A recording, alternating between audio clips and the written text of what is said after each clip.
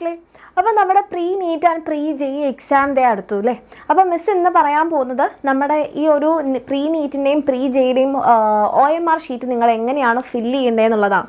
അപ്പം ഇതാണ് നമ്മളുടെ എക്സാം വിന്നറിൻ്റെ പ്രീ നീറ്റിൻ്റെയും പ്രീ ജെയുടെയും OMR ഷീറ്റ് എന്ന് പറയുന്നത്. അപ്പോൾ ഇവിടെ നിങ്ങൾക്ക് നോക്കിക്കഴിഞ്ഞാൽ എന്തൊക്കെ കാണും എന്നുള്ളത് മിസ് കാണിച്ചു തരാം. യെസ്, ഇതാ. അപ്പോൾ ഇവിടെ നിങ്ങൾ ആദ്യം തന്നെ നോക്കിക്കഴിഞ്ഞാൽ ഇവിടെ നമുക്ക് ആദ്യം റോൾ നമ്പർ ഫില്ല് ചെയ്യാനുള്ള ഒരു സ്ഥലമാണ്. അപ്പോൾ നിങ്ങൾക്ക് എല്ലാവർക്കും നിങ്ങളുടെ കയ്യിൽ നിങ്ങൾ ഹോൾ ടിക്കറ്റ് ഡൗൺലോഡ് ചെയ്ത സമയത്ത് തന്നെ നിങ്ങൾക്ക് ഒരു റോൾ നമ്പർ കിട്ടിയിട്ടുണ്ടാകും. ആ റോൾ നമ്പറാണ് നിങ്ങളിവിടെ ഫില്ല് ചെയ്യേണ്ടത്. രണ്ടാമതായിട്ട് ഇവിടെ നിങ്ങൾക്ക് നോക്കിക്കഴിഞ്ഞാൽ ടെസ്റ്റ് ബുക്ക്ലെറ്റ് നമ്പർ കാണാം. അപ്പോൾ ടെസ്റ്റ് ബുക്ക്ലെറ്റ് നമ്പർ എന്ന് പറയുമ്പോൾ നിങ്ങൾക്ക് ക്വസ്റ്റ്യൻ പേപ്പർ കിട്ടുന്ന സമയത്ത് അതിനകത്ത് നമ്മുടെ ഒരു ബുക്ക്ലെറ്റ് നമ്പർ ഉണ്ടാകും. അതാണ് നിങ്ങളിവിടെ ഫില്ല് ചെയ്യേണ്ടത്. ആൻഡ് അതേപോലെ തന്നെ ആ ഒരു ബുക്ക്ലെറ്റിന് നിങ്ങൾക്കൊരു കോഡ് ഉണ്ടാകും. അത് അതിൻ്റെ മുകളിൽ തന്നെ ഉണ്ടാവും. ഒന്നുകിൽ A ആയിരിക്കാം, B ആയിരിക്കാം, C ആയിരിക്കാം, D ആയിരിക്കാം. അതാണ് നിങ്ങളിവിടെ ഫില്ല് ചെയ്യേണ്ടത്.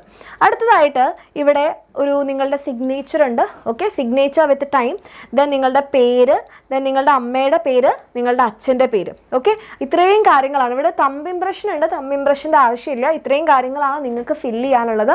നിങ്ങളുടെ പേര്, നിങ്ങളുടെ സിഗ്നേച്ചർ, അച്ഛൻ്റെ പേര്, അമ്മയുടെ പേര്. ഓക്കെ, നിങ്ങളുടെ റോൾ നമ്പർ, ക്വസ്റ്റ്യൻ ബുക്ക്ലെറ്റിൻ്റെ കോഡ്, അതേപോലെ തന്നെ നിങ്ങളുടെ റോൾ നമ്പർ, ക്വസ്റ്റ്യൻ ബുക്ക്ലെറ്റിൻ്റെ കോഡ്, ക്വസ്റ്റ്യൻ ബുക്ക്ലെറ്റിൻ്റെ നമ്പർ, ഈ 3 കാര്യങ്ങളാണ് ഇവിടെ നിങ്ങൾക്ക് കറപ്പിക്കാനായിട്ട് ഉള്ളത്.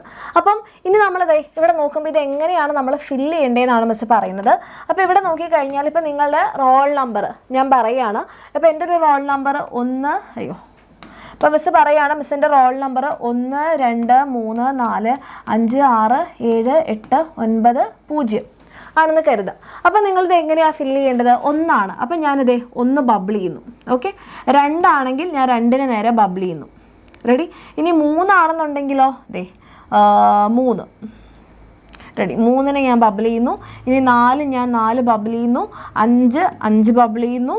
6 ദെൻ കറക്റ്റ് അതിൻ്റെ നേരെ തന്നെ ആയിരിക്കണേ 7 ദെൻ 8 9 പിന്നെ എൻ്റെത് എന്താണ് 0 ആണ് അല്ലേ. അപ്പോൾ 0.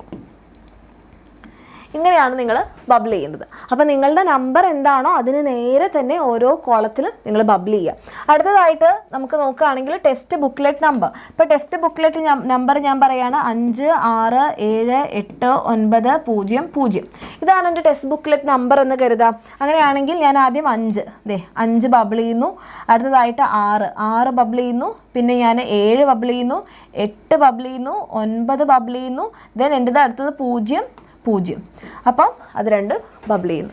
അപ്പോൾ ആ രീതിയിൽ ബബിൾ ചെയ്ത് കഴിഞ്ഞു. പിന്നെ ഏതാണോ നിങ്ങളുടെ കോഡ്, ഇപ്പോൾ എൻ്റെ കോഡ് B ആണെങ്കിൽ ഞാൻ എന്ത് ചെയ്യുന്നു, B ബബിൾ ചെയ്തു കഴിഞ്ഞു. പിന്നെ നിങ്ങളുടെ പേര്, നിങ്ങളുടെ സിഗ്നേച്ചർ, അച്ഛൻ്റെ പേര്, അമ്മയുടെ പേര്, ഇത്രയും മാത്രമേ ഫില്ല് ചെയ്യാനുള്ളൂ. അടുത്തതായിട്ട് നിങ്ങൾ ശ്രദ്ധിക്കേണ്ട ഒരു കാര്യം, നമ്മളുടെ ക്വസ്റ്റ്യൻ പേപ്പറിൽ നിങ്ങൾക്ക് ഫിസിക്സ് ഉണ്ടാകും, കെമിസ്ട്രി ഉണ്ടാകും, ബയോളജിയിൽ ആദ്യം ബോട്ടണി പിന്നെ സുവോളജിയാണ്. ഇത് രണ്ടും ഓർഡർ മാറിപ്പോരുത്. ആദ്യം ബോട്ടണിയാണ്, പിന്നെയാണ് സുവോളജി ഉള്ളത്. അപ്പോൾ ഓരോ ക്വസ്റ്റ്യൻ അനുസരിച്ച് നിങ്ങൾ എന്ത് ചെയ്യാം, ഇതിൻ്റെ ഒന്നാമത്തെ ക്വസ്റ്റ്യൻ 2 ആണോ 2 ബബിൾ ചെയ്യുക. നിങ്ങൾക്ക് അറിയില്ലെങ്കിൽ നിങ്ങൾ അതിൽ വെറുതെ കുത്തിടാനൊന്നും കളിക്കാൻ നിൽക്കരുത്. നിങ്ങൾ എന്ത് ചെയ്യുക, അപ്പോൾ രണ്ടാമത്തെ ക്വസ്റ്റ്യൻ എനിക്ക് അറിയില്ല, മൂന്നാമത്തെ ക്വസ്റ്റ്യൻ്റെ ആൻസർ C ആണ്, അപ്പോൾ നിങ്ങൾ അപ്പോൾ തന്നെ മാർക്ക് ചെയ്യുക. എപ്പോഴും കുട്ടികൾ വരുന്നൊരു മിസ്റ്റേക്ക് എന്താണെന്ന് പറഞ്ഞാൽ എല്ലാം ക്വസ്റ്റ്യൻ പേപ്പറിൽ അടയാളപ്പെടുത്തും, എന്നിട്ട് ലാസ്റ്റ് OMR ബബിൾ ചെയ്യാൻ നിൽക്കും.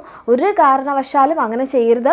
2 കാര്യങ്ങളാണ് പ്രശ്നം ഉണ്ടാവുക. നമ്മൾ ചിലപ്പം എല്ലാം വർക്കൗട്ടൊക്കെ ചെയ്ത് കറക്റ്റായിട്ട് നമ്മൾ ആൻസർ കണ്ടുപിടിച്ച് ലാസ്റ്റ് നമുക്ക് സമയമില്ലെങ്കിൽ അത് ബബിൾ ചെയ്യാൻ പറ്റിയിട്ടില്ലെങ്കിൽ നിങ്ങൾക്ക് അറിയാമെന്ന് പറഞ്ഞിട്ടും ഒരു കാര്യം ഉണ്ടാവില്ല.